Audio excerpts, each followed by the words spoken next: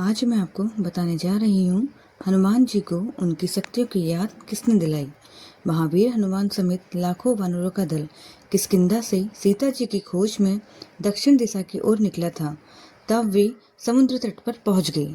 वहां एक पर्वत पर गिद्धराज जटायु के बड़े भाई, जिसका नाम सांपति था, उन्होंने वानरों को बताया कि लंका यहाँ से 100 योजन की दूरी पर है। उन्होंने यह भी कहा था कि मेरी आंखें रावण के महल को प्रत्यक्ष देख पा रही हैं।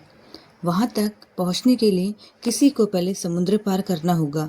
यह सुनकर वानर और रीछ समुद्र किनारे हताश होकर बैठ गए।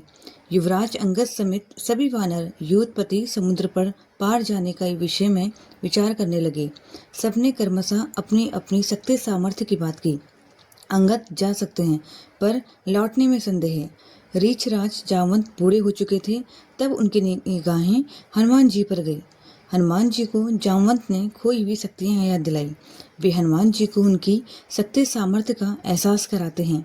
जामवंत ने हनुमान जी को उनकी शक्तियां एक श्राप और बचपन की घटनाओं के माध्यम से याद दिलाई, जिसके कारण उन्होंने अपनी शक्तियां भुला दी थी। समुद्र पार कर लंका जाने के कार्य को असंभव समझ रहे हनुमान जी से जामवंत ने उनकी अतुलनीय शक्ति, बल, बुद्धिमत्ता और गरुण वे सूर्य के तेज से प्रताप प्राप्त क्षमताओं का स्मरण कराया। जामवंत के शब्दों ने हनुमान जी में आत्मविश्वास और साहस भर दिया।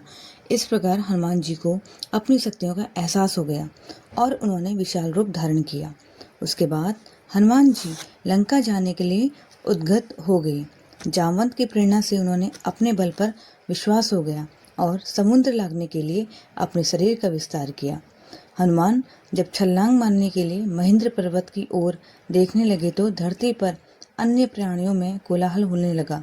हनुमान धरती को प्रणाम कर एक ही छलांग में महेंद्र पर्वत पर पहुंच गए।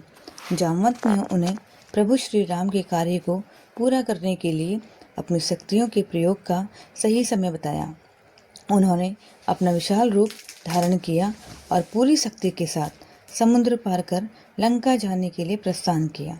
जय बजरंगबली, जय श्री राम।